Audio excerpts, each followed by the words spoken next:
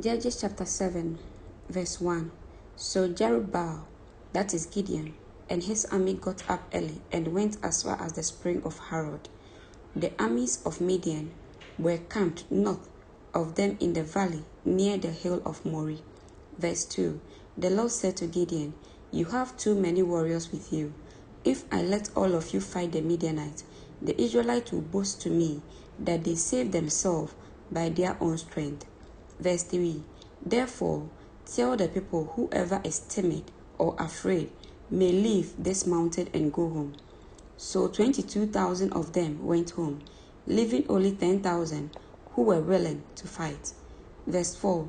But the Lord told Gideon, There are still too many. Bring them down to the spring, and I will test them to determine who will go with you and who will not. Verse 5. When Gideon took his warriors down to the water, the Lord told him, Divide the men into two groups. In one group, put all those who cup water in their hands and lap it up with their tongues like dogs. In the other group, put all those who kneel down and drink with their mouth in the stream. Verse 6. Only 300 of the men drank from their hands. All the others got down on their knees and drank with their mouth in the stream. Verse 7. The Lord told Gideon, With these 300 men, I will rescue you and give you victory over the Midianites. Send all the others home.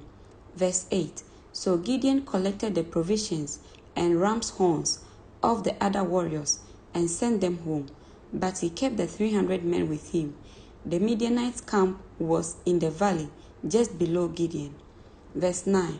That night the Lord said, Get up, go down into the Midianites' camp, for I have given you victory over them.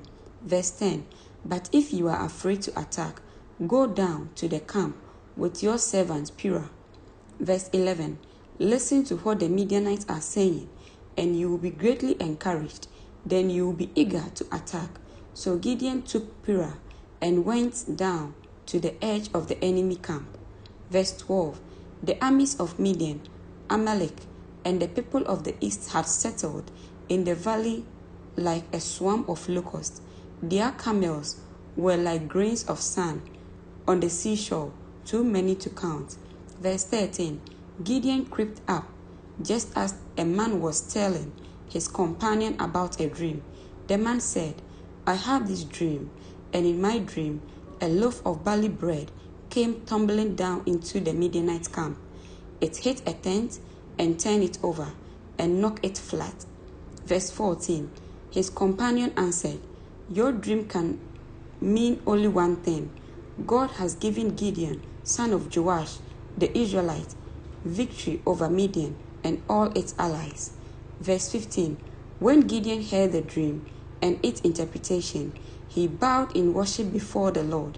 Then he returned to the Israelite camp and shouted, Get up, for the Lord has given you victory over the Midianite hordes. Verse 16. He divided the 300 men into three groups and gave each man a ram's horn and a clay jar with a torch in it. Verse 17. Then he said to them, Keep your eyes on me. When I come to the edge of the camp, do just as I do. Verse 18. As soon as I and those with me blow the ram's horn, blow your horns too, all around the entire camp, and shout, For the Lord and for Gideon. Verse 19. It was just after midnight, after the changing of the guard, when Gideon and the 100 men with him reached the edge of the Midianite camp. Suddenly they blew their ram's horn and broke their clay jars. Verse 20. Then all the three groups blew their horns and broke their jars. They held the blazing torches in their left hands and the horns in their right hands, and they all shouted, A sword for the Lord and for Gideon. Verse 21. Each man stood at his position around the camp and watched as all the Midianites rushed around in panic, shouting as they ran to escape. Verse 22. When the 300 Israelites blew their ram's horn, the Lord caused the warriors in the camp to fight against each other with their swords. Those who were not killed fled to places as far away as Beth-shitta near Zerera, to the border of Bel-Mahola near Teba.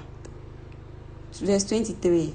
Then Gideon sent for the warriors of Naphtali, Asher, and Manasseh, who joined in chasing the army of Midian. Verse 24. Gideon also sent messengers throughout the hill country of Ephraim, saying, Come down to attack the Midianites. Cut them off at the shallow crossing of the Jordan River at Beth-barah.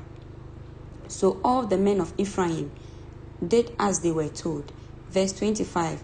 They captured Oreb and Zeb, the two Midianite commanders, killing Oreb at the rock of Oreb and Zeb at the winepress of Zeb, and they continued to chase the Midianites.